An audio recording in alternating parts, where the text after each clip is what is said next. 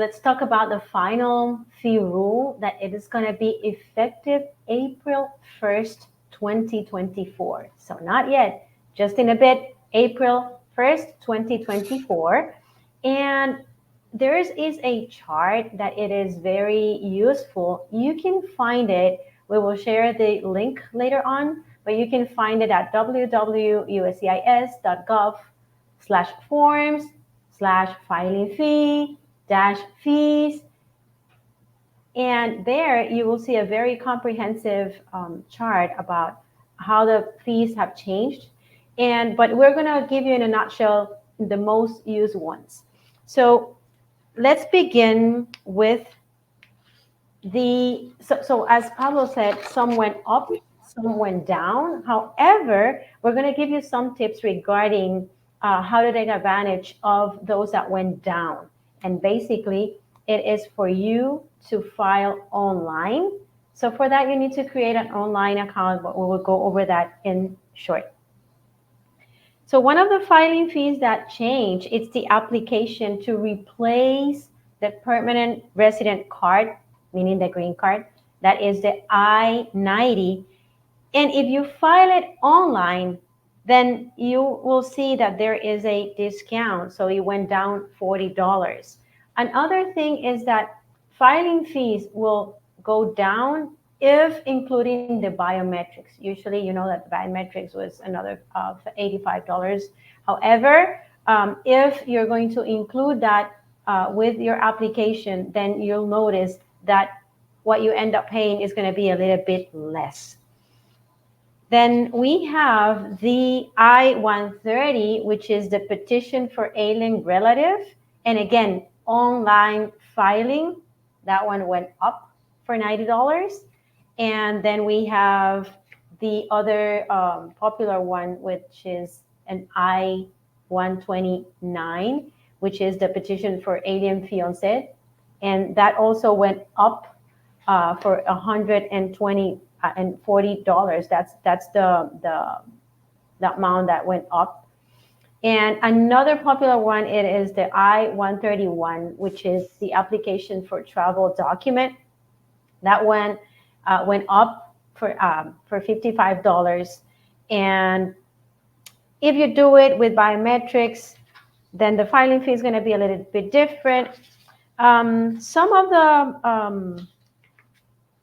of the applications, for example, what it's called the VAWA, which is the petition for American widower or special immigrant, also went up for $80. The application to register permanent resident or adjust status, that one went up $300. However, usually when we apply for adjustment of status, it is a bundle of different applications, which includes the authorization, the work permit. And if you file that, you will see, and I will discuss that a little bit later, you'll see that there is a discount for including the work permit. Also, another one that went down, it's the application to extend or change the non-immigrant status. That is the I-539. That one went down $35. And another one that went down is the application for employment authorization. Again, online filing with biometrics went down $25. The application for naturalization, and this is something that Angie's going to cover definitely more in depth later on, that went up for $75. And the application, another popular one, it's the application for replacement of naturalization and citizenship document. Again, online filing, it's going to be went down $50. Again, for a very comprehensive chart of the rates that went, the fees that went up and the ones that went down, you can have it You can, well, here is a summary. However, if you want to see all the different forms of applications online or with biometrics, without biometrics, you can definitely go online and check that out. So as we were talking, one of the tips to try to save some money is to file online. However, I need to say certain things about the online filing. There are some technicalities, of course, you need to deal with technology, but let me start with that not all the applications can be filed online. And you will see on the USCIS website those applications that can be filed online. But it's good to create an online account because that way you don't have to go to the post office. So you not only be able to file it online from the comfort of your house or library or a place that you can use the computer, but also you will be receiving the notifications on your computer. So that way it is definitely more updated and it's going to be accurate, and you will have all the notifications. Also, you will have your applications all the time available, and you can add documents.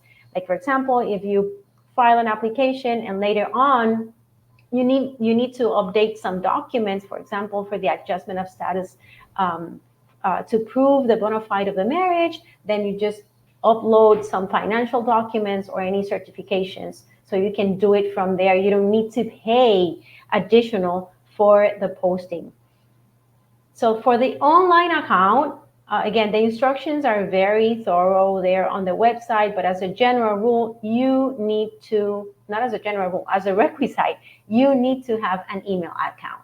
So before trying to create an online account with USCIS, you need to create, if you don't already have it, an email account. And then from there, you'll receive the instructions.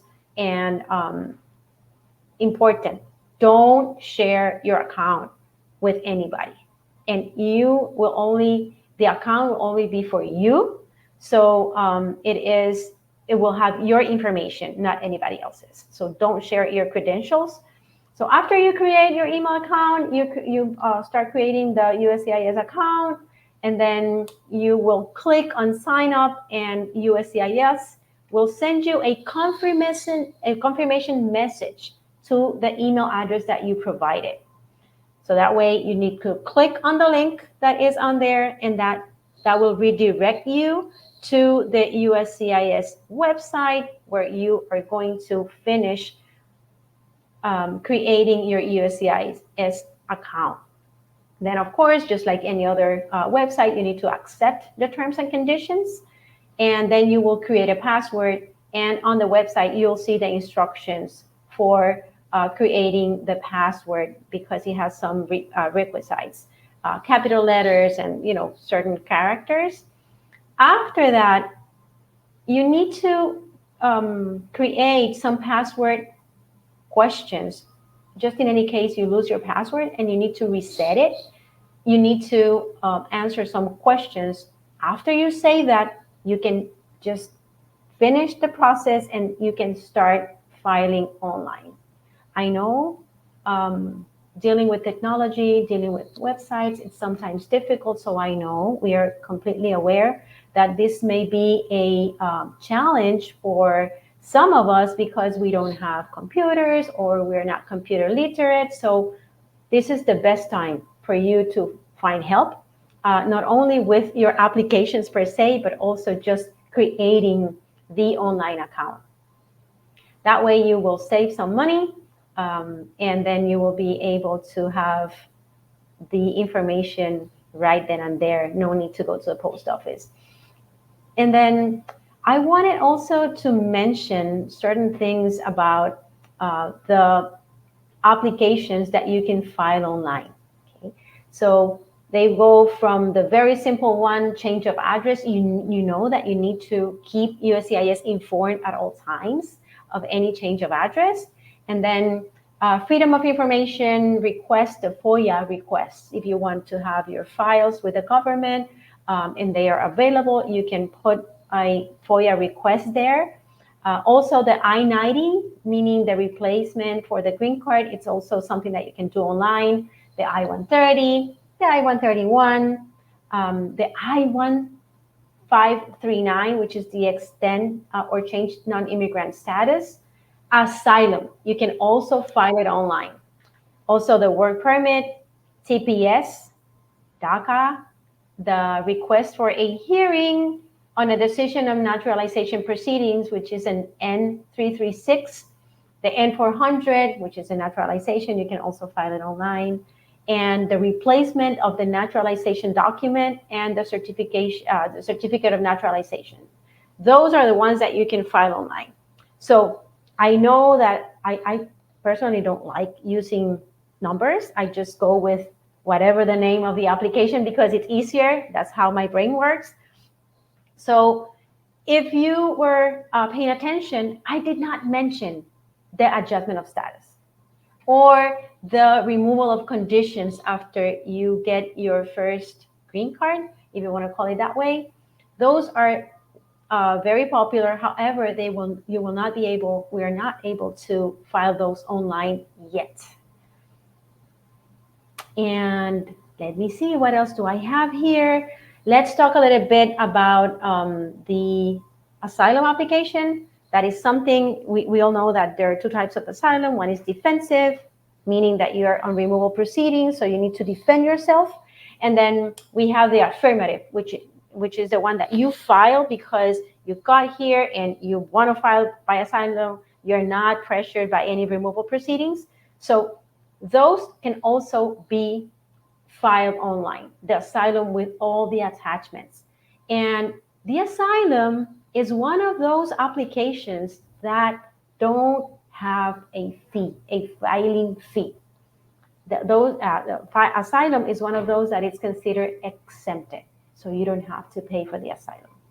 The adjustment of status, you will pay depending on your conditions, your special circumstances, and there's also a place on the website. It's a fee calculator, so you will input some information there, and then voila, it's right there. It will calculate for you, and then so no rocket science. Don't break your head with that.